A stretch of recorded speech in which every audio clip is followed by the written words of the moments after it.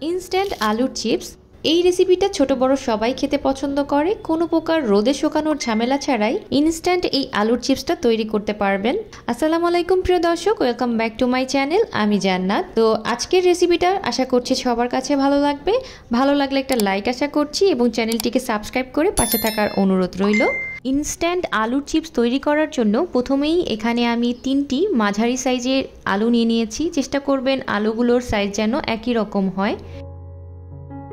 তো আলুগুলোর খোসাগুলো আমি ছাড়িয়ে নিচ্ছি।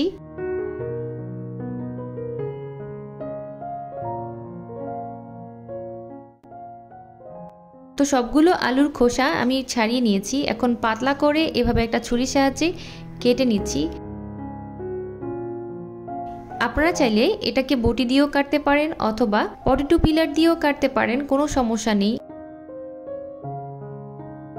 আবার চাইলে চিপস কাটার দিয়েও কিন্তু খুব সহজে কেটে নিতে পারেন। তো আমি এভাবে করে কেটে নিয়েছি। চেষ্টা করবেন প্রতিটা আলুর স্লাইস যেন একই রকম হয়। এখন এই আলুগুলোকে আমি ঠান্ডা পানি দিয়ে ধুয়ে নেব।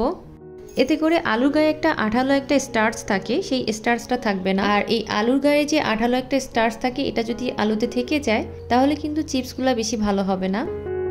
তো এর জন্য ঠান্ডা পানিতে বেশ কয়েকবার ধুয়ে নিতে হবে। তো বেশ কয়েকবার আমি এটাকে ঠান্ডা পানি দিয়ে পানি বদলে বদলে ধুয়ে নিয়েছি।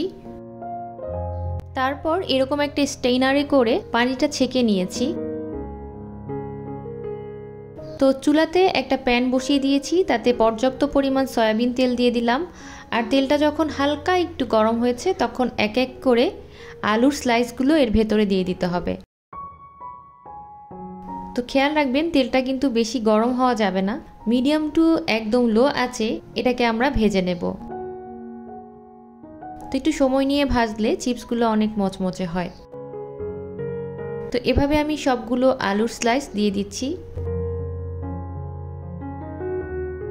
দেওয়ার পর এভাবে চামচ দিয়ে আলতো হাতে একটু নেড়ে দেব। তারপর একদম লো আছে 5 থেকে 6 মিনিটের মতন এটাকে ভেজে নিচ্ছি। 5 থেকে 6 মিনিট পর প্রিয় দর্শক দেখতে পাচ্ছেন চিপসগুলো কিন্তু অনেকটা ভাজা হয়ে গিয়েছে। পছন্দ মতন কালার আসা পর্যন্ত আমরা এটাকে ভেজে নেব। তো খুব সুন্দর একটা গোল্ডেন ব্রাউন কালার চলে এসেছে। এই পর্যায়ে চিপসগুলোকে তেল ঝরিয়ে তুলে নিচ্ছি।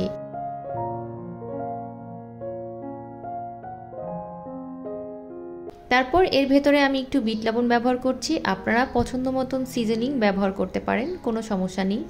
বিট লবণগুলো দিয়ে এভাবে একটু ঝাঁকিয়ে নিলেই দেখবেন খুব সহজে সবগুলো চিপসের সাথে বিট লবণটা মিশে যাচ্ছে। ছোট বড় সবাই কিন্তু এই চিপসটা খেতে খুব পছন্দ করে। ইনস্ট্যান্টলি এই চিপসটা তৈরি করা যায়। আর এটা কতটা মচমচে হয়েছে তা তো আপনারা দেখিয়ে হয়তো বা বুঝতে পারছেন। আশা করছি আজকের রেসিপিটা আপনাদের সবার ভালো লেগেছে। ভালো লাগলে একটা লাইক আশা করছি এবং ছোট্ট একটা রিকোয়েস্ট করব, প্লিজ সাবস্ক্রাইব মাই চ্যানেল। সবাই ভালো থাকবেন, সুস্থ থাকবেন, আমাদের জন্য দোয়া করবেন। আল্লাহ হাফেজ।